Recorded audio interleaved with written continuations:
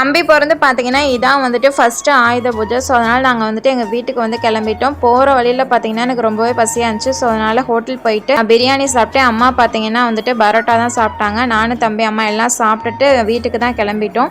வீட்டுக்கு போனோடனே பார்த்தீங்கன்னா அத்தை வந்துட்டு எல்லாமே வந்து ரெடியாக எடுத்து வச்சுருந்தாங்க. அப்புறம் பாப்பாவும் அத்தையும் சேர்ந்து தான் வந்துட்டு நிலக்காலுக்கு அப்புறம் வந்து சாமிக்கு படத்துக்கு எல்லாத்துக்குமே வந்துட்டு பொட்டு வச்சுட்டு இருந்தாங்க. வீட்டு டோர்லேயும் பார்த்தீங்கன்னா பொட்டு எல்லாமே வச்சு முடிச்சிட்டாங்க. மாமா வந்துட்டு பைக்குக்கெலாம் ஆல்ரெடி பொட்டு வச்சு முடிச்சதுனால டேரெக்டாக வந்துட்டு சாமிக்கு படைக்கிறதுக்காக நாங்கள் பார்த்தீங்கன்னா இலை போட்டு அதில் வந்துட்டு சுண்டல் பொரிக்கடலை அதுக்கப்புறம் பார்த்தீங்கன்னா தேங்காய் வாழைப்பழம் பழம் எல்லாமே வச்சுட்டு மாமா பார்த்தீங்கன்னா சூடம் பாத்தி சாம்பிராணி எல்லாமே காட்டிட்டு இருந்தாங்க. நாங்களும் பார்த்தீங்கன்னா சாமி கும்பிட ஸ்டார்ட் பண்ணோம். குட்டி தம்பி கூட கொண்டாடுற இதுதான் ஃபர்ஸ்ட் வந்துட்டு ஆயுத பூஜை. ஸோ எனக்கு வந்து ரொம்பவே வந்து ஹாப்பியாக இருந்தது.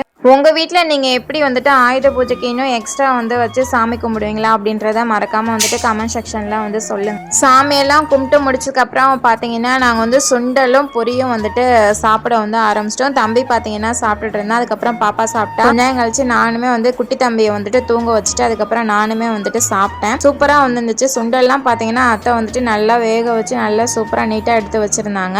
நல்லா சாப்பிட்டேன் சுண்டல்.